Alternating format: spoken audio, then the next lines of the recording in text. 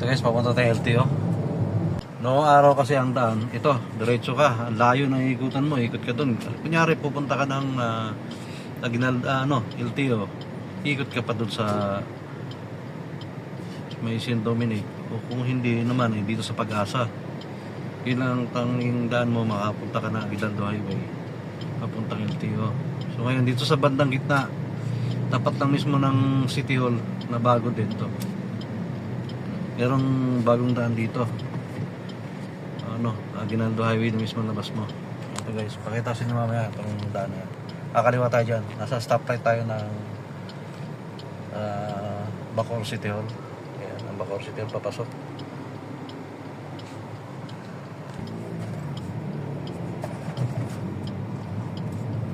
Ayan, kakaliwa na tayo guys.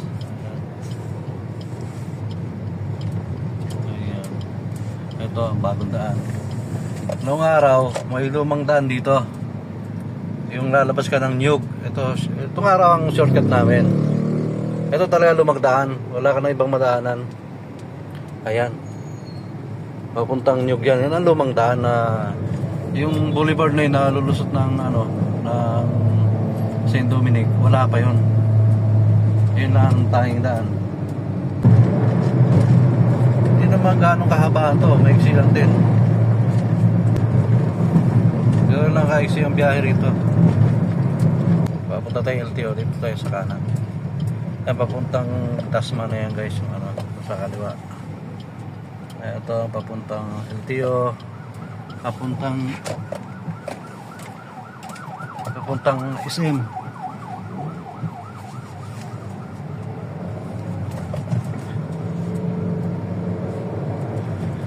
Yan, boundary halos ng Imos sa Bacoor. Ang lalabasan niya ang shortcut na yan magmula ron sa Bacoor City Hall. Ano guys, LTO na tayo. Diba, lapit lang. Yan. So tayo na LTO.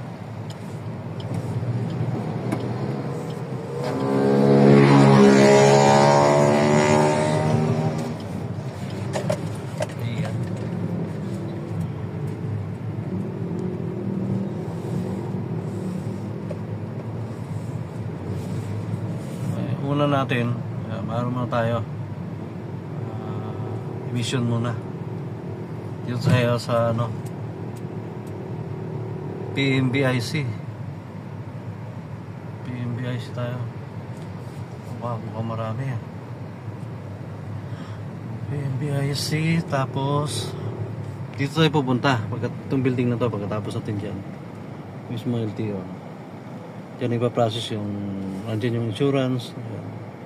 Hindi tayo magbabayad na. Pero bago, emission muna tayo dito.